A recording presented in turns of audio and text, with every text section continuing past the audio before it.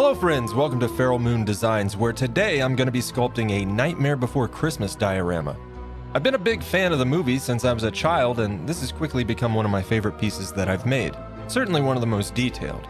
This was a bigger project, but I had a blast making Jack alongside his miniature Christmas tree and adding LED lights toward the end. Before we get started though, don't forget to check out my socials on Twitter, TikTok, and Instagram at Feral Moon Designs. Links in the description. But with that, let's get right into the project. To start this project off, I'll be using some super sculpey foam, some cosplay, aluminum foil, and armature wire, which I will cut to size according to the armature sketch that I've done for Jack ahead of time. I'll start with the torso and legs and then move to the arms and shape those accordingly, before using some floral wire to attach the arms to the torso portion of the armature, and then bind the torso itself as well. I'll then add some aluminum foil to the torso to bulk it out and save myself some clay. And I actually managed to do all of this week without cutting myself, so bravo me. Then placing them into a temporary base, we can use this super sculpey... Never mind, they sent me bad clay! So using the super sculpey foam, we can go ahead and start applying clay to the torso to start shaping it out and bulking it up.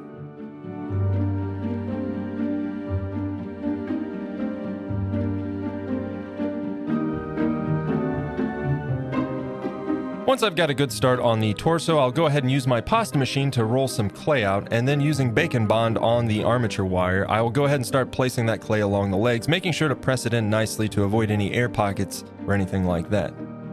I'll then go over the excess clay with my shaper tool and just using my hands to blend that in with the remainder of the torso.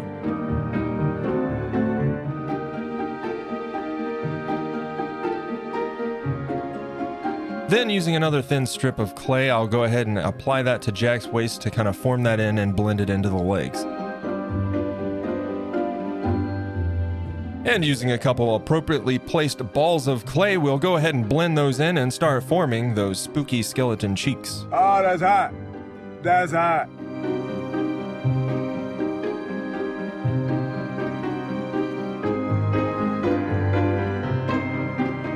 Now with our legs in place, we can bend the armature to the exact position that I wanted before adding some strips of clay to the arms in the same method I did for the legs.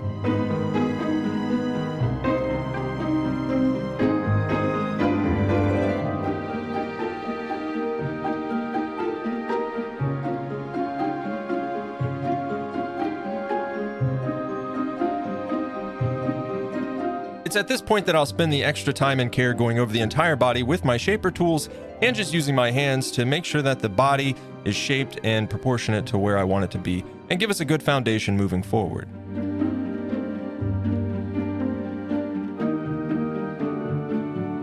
From there, I can start applying some small pieces of rolled out clay to form the wrinkles in Jack's clothing.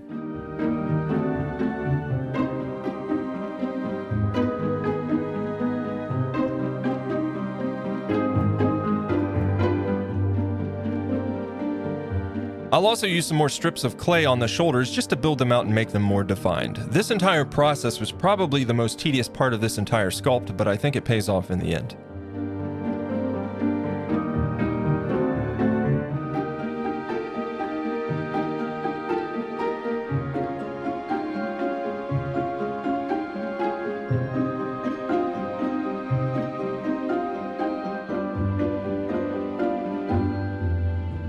Now, with our general shape finally in place, we can go ahead and start forming out the clothes. I'll start with a small snake of clay and apply that to the torso and blend that in. This is going to act as that seam for his jacket, and we'll add some buttons here in a moment. But I'll go over this with my shaping tool and smooth it in because I want it to blend naturally, of course. From there, like I said, we'll go ahead and put some little balls of clay in and tap them in with my tool to form those buttons on the jacket. Then using some more clay, we'll go ahead and get the bottom portion of the jacket. We'll later use some cosplay to form out the tail. But we'll blend this in and form it in with the rest of the torso for now.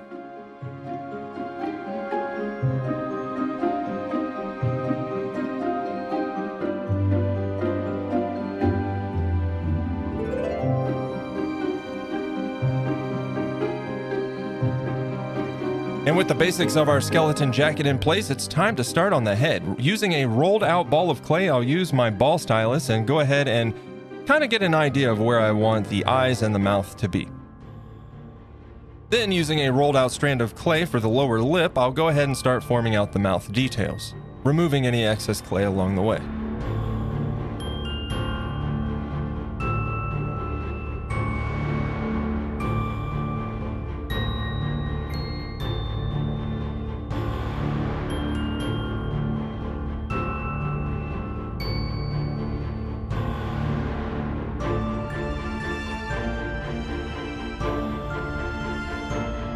From there, I'll use my ball stylus once again to go ahead and start really pressing in those eye details and forming the eyes.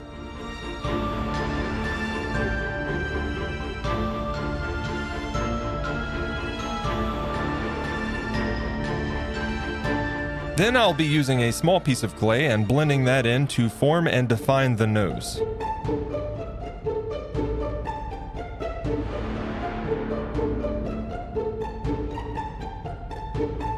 And from there, of course, it's only appropriate that I add some nose holes to the skeleton schnoz.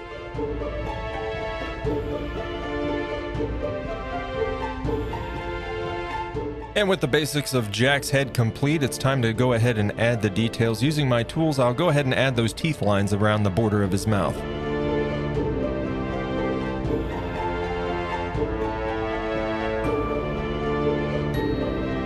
Additionally, I'll also forget to hit record while adding small bits of clay to form the teeth inside the mouth.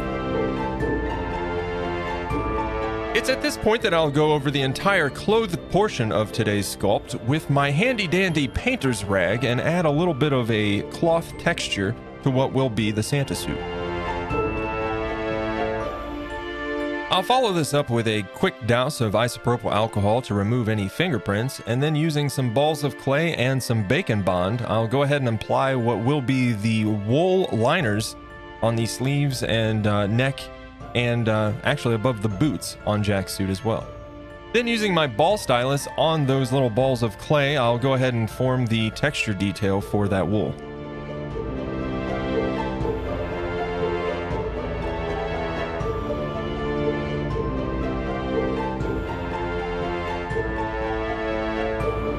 It's at this point I'll use my pasta machine and roll out some cosplay to start forming the tail of Jack's coat. And if you're not familiar with cosplay, it's much like sculpey and cures very much the same as sculpey. However, instead of curing into a more plasticky type texture, it's more rubbery and is a lot more forgiving. You can pose it, you can bend it, you can add an armature and make it a posable sculpt if you want. It's pretty great stuff. I've come to love it. So as I said, I'll roll the clay out and form the tail of the coat. Using my handy-dandy painter's rag, I'll add that cloth texture, apply it to the back of Jack's armature, and go ahead and blend that into the back of his jacket. And because I don't want Jack's jacket to lay perfectly flat, we'll go ahead and bend up the tail of his coat, and it should stay this way pretty well. Now, with progress well underway with the rest of our sculpt, it's time to move on to some bony skeleton fingers. To do this, I'll be using some small hand armatures that I made off camera, in addition to some cosplay and a method that I previously mentioned to form what I hope will be posable hands for Jack. This process is pretty straightforward, just taking the armature wires and adding small bits of clay to form out the fingers and the bone structure, and blending that in accordingly.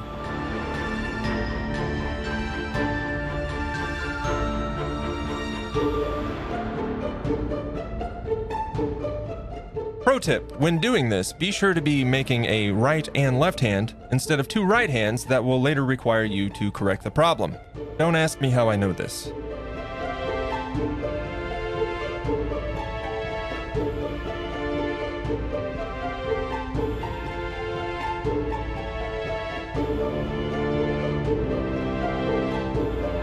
And with our hands complete, we'll go ahead and throw those in the oven along with the head and give those a quick bake. From there, I can go ahead and repeat the process that I did on the sleeves and the neck and add the wool lining to where the top of his boots will be. I'll use my ball stylus much to the same effect and add that wool texture as well.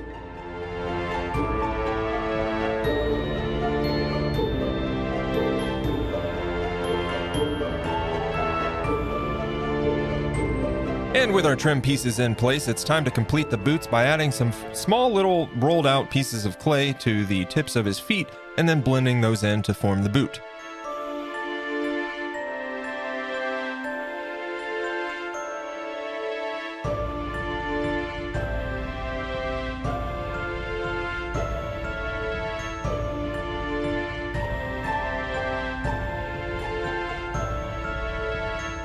And with our bony boy no longer barefoot, it's time to add the hands. Using some bacon bond, we'll just go ahead and put that on the armature and slip those into place.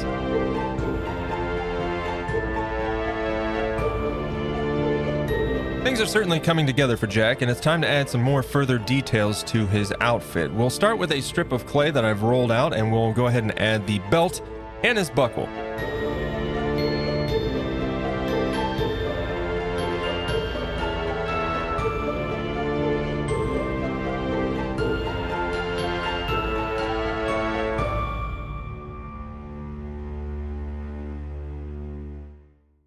Now with Jack nearly complete, it's time to move on to some of the accessories for today's sculpt, and we're going to begin with a little creepy duck. This particular creepy duck toy serves as a reference to Donald Duck in the Nightmare Before Christmas film, and sits aboard a plank of wood on wheels, and we'll go ahead and construct the entire thing out of clay.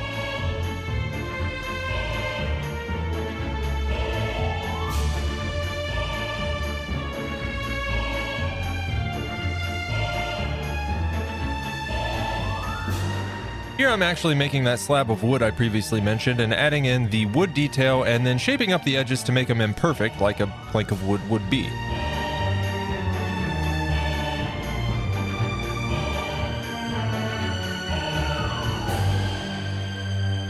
Then using some bacon bond and a little bit of toothpick, I'll go ahead and stick the duck on the plank of wood. Moving on to more accessories, it's time to make a jack-in-the-box, and to do this I took a piece of clay that I formed into what looks like a weird beige starburst, as well as a strip of rolled out clay. I'll take the rolled out clay and cut out the sides of the jack-in-the-box and then blend them in accordingly to make that box structure itself. From here we need a tiny pumpkin for the jack-in-the-box, so I'll take a ball of clay and start detailing that, adding the face and the little divots around the edge of the pumpkin as well. I got to admit I've actually grown quite fond of sculpting pumpkins after my monster pumpkin build. If you haven't seen that, check it out. And every jack-in-a-box needs a spring, so I'll go ahead and take some of my armature wire and roll it around one of my tools to bend it into the shape of a spring. With that complete, we can go ahead and use that spring to attach the pumpkin and the box, and our jack-in-the-box is nearly complete. And continuing on with our accessories, it's time to start one that we'll actually finish later. This one being a certain snake that you may be familiar with from the film. It appears multiple times and is notoriously known for devouring an entire Christmas tree.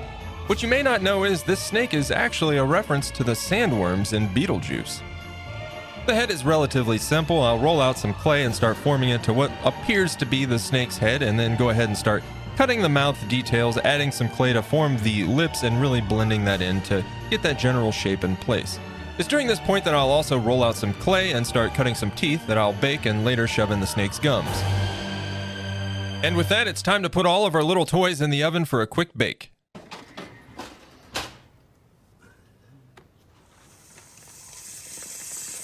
With our selection of Christmas toys freshly toasted over that open fire, it's time to move on to assembly. First, I'll be taking some kebab sticks and cutting those to size to form the axles on our little duck toy. I'll use super glue to attach it. Next, it's time to give our our Christmas snake some chompers by shoving those previously formed teeth into those gums. Additionally, I'll roll out a small strand of clay and apply that to form the top lip and blend that in accordingly.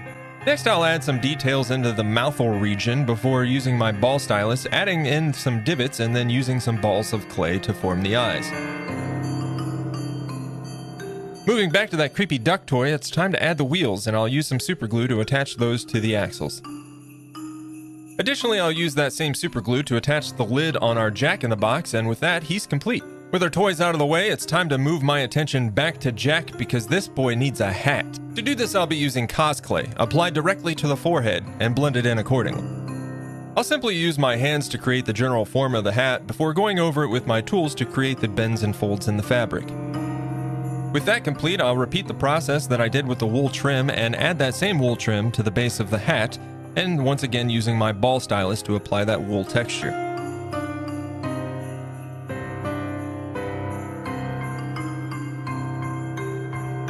From there, of course, it's time to attach the head to the body, and I'll use some super glue on the armature itself to attach it before blending it in with some clay underneath.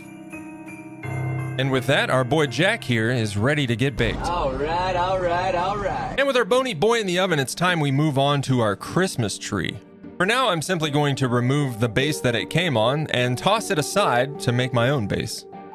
And speaking of bases, it's time to begin the base of our diorama itself. To do this, I'll add some clay to the top of this plaque and I'll go over it to create a wood floor texture. For the texture, I'll be using a method that I've learned from multiple channels now and adding saran wrap to the top of the clay to avoid any deep cuts or gashes and to maintain some of the detail applied. I'll use my ruler and go over the entire base to create the lines for the floor before using a tool to then go in and add the wood grain effect.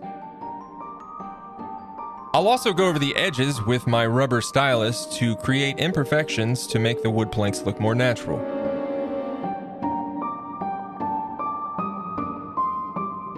Once complete, I'll throw this in the oven for a quick bake, and with that, it's time to move on to painting. Now, I made all these Christmas bulbs off camera because it was tedious and frankly not very interesting. I did so but just simply by rolling some balls out and adding some wire, and I've gone over these with some iridescent paints, specifically red and green. I'll also go over the base of the tree that I made and paint that with a coat of black. From there, I'll apply some base coats of yellow and blue on the duck.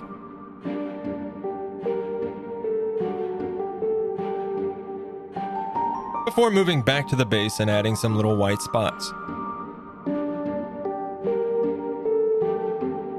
Then I'll throw some quick coats of black and orange on the jack-in-the-box.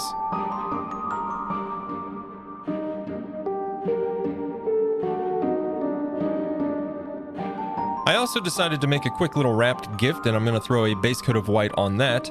It'll have a black ribbon and a black spiral design on it eventually. Now with my base coats dry, I can move forward, and starting with the duck, I'll begin with detailing and adding the black around his eyes and the bullet holes before moving on to the jack-in-the-box and detailing his face as well.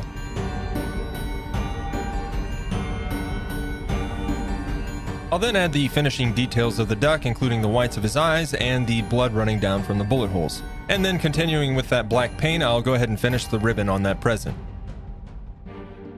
Now in the movie, the Jack-in-the-Box has a creepy clown decal that I managed to source online. I printed it out and I'm going to cut that out, and using a glue stick, I'll attach it to the front of the Jack-in-the-Box and then seal it with some, varnish and more glue stick. Now with our base freshly baked, it's time to add some paint, and I'll go ahead and apply a coat of black to the top and the bottom. Additionally, using a fine tip Sharpie, I'll go in and add that spiral pattern to the present that I previously mentioned, and with that, it is complete. Now with the base coat dry on our base, it's time to paint the floor, and I'll start with a dark brown. Once that dark brown has dried, I'll then go over it with a lighter brown dry brush and a little bit of a wash to bring out the details in all of that wood grain.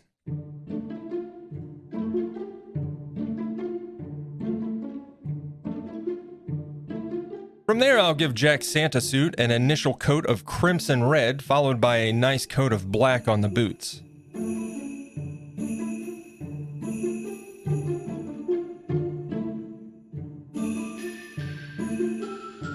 Next, we'll go over Jack's mouthful region with a nice purplish black wash to really bring out the details. And I'll follow this up with a nice light violetish color, I guess, on the inside of his mouth. Next up, I'll go over Jack's entire Santa suit with a dark wash to really bring out some shading and accentuate the texture and kind of tone down that bright crimson red. Later, I'll go over it once again with a lighter red dry brush just to kind of bring out some of that detail even further. Now with all of that complete, I can go ahead and give Jack's skull, neck, and hands an initial coat of white before going over that with a bone white to bring down the saturation. And back to black now, it's time to paint the belt.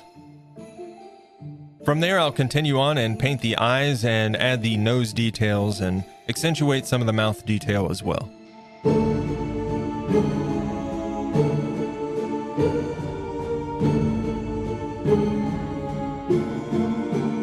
I'll also add an off-white yellowish color for the teeth.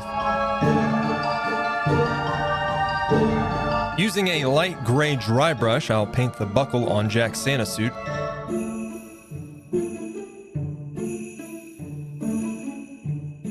And then I'll use straight up white to paint the wool trim on his suit.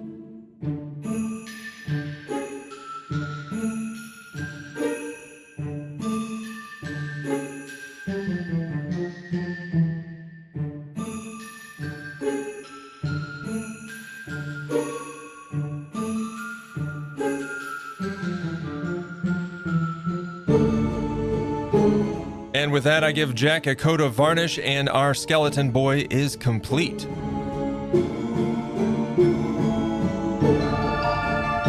Actually, come to think of it, it seems like Jack is missing something, doesn't it?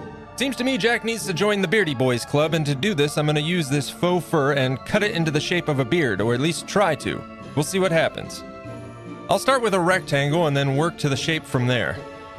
Now, I never imagined I'd find myself trimming a beard that's not my own, much less a fake one, but here I am. Now, I admit this was a pretty tedious process and it made quite a mess, but after a bit of trimming and a little bit of diligence, everything started to take shape. And once I'm happy with the beard shape, I'll go ahead and use a little tiny dab of hot glue on the beard itself and attach it to the side of Jack's face. And with Jack complete, it's time to move my attention back to the base, and I'll start off with adding a little bit of felt to the bottom using some glue and, well, some felt. Now things are really moving, and it's getting closer to completion. It's time I direct my focus back to the Christmas tree. I'll use some super glue and attach all the ornaments, as well as some pipe cleaner cut to size to form the garland.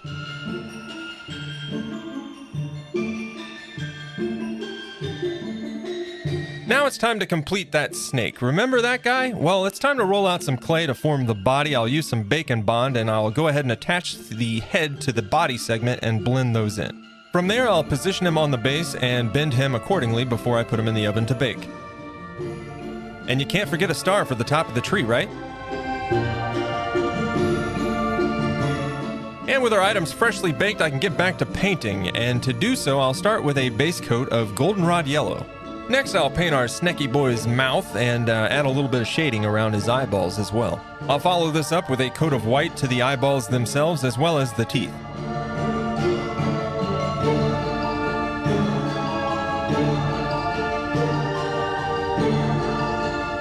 And then some black dots for the pupils. Nearly done now, I'll go over the snake with a dark orange dry brush that I mixed with an orange and red, just to really bring out some of the shading. And once that's dry, it's time to move on to the most tedious process of our snaky boy and adding all of the black lines from his entire body down to his tail. Now, I made Jack's Santa bag off camera using some fabric and what I guess is burlap and fabric glue. I basically glued the insides, folded it inside out to form what you see here. I'm going to use this to house the battery packs for the LEDs that I'll be adding, and I'll be doing that by cutting a small slit in the bottom. You won't be able to see it once it's all assembled and on the base, and that should hold them quite nicely. After feeding the LED wire through the pre-drilled holes in the base that I made, I'll use some hot glue to attach the stump and the tree to the base. I'll then use a little bit of floral wire wrapped around the base of the tree to secure the LEDs. From there, I'll simply wrap the LED wire around the tree and make sure it stays. I'll also add a quick coat of dark brown to any excess wire to help conceal it. And from there, using a little bit more hot glue, I'll attach the star and our tree is done. And with all of that work out of the way, I can finally take each individual piece, start setting it on the base, finding its position, and secure it once and for all.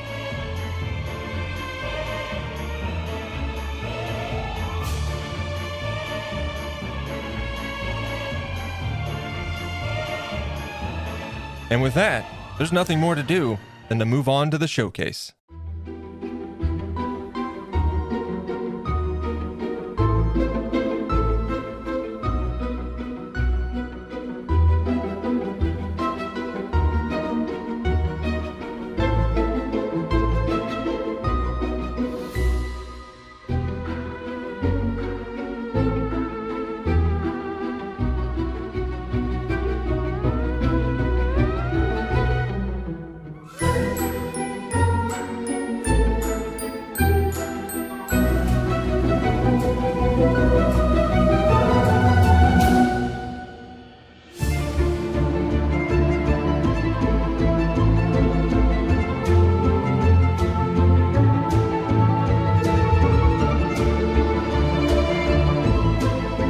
Folks, I want to take just a quick moment to thank you for, first and foremost, spending the time to watch this video. If you enjoyed this video, be sure to hit that like button, and if you're new here, hit subscribe and join us next time. I'd love to see you.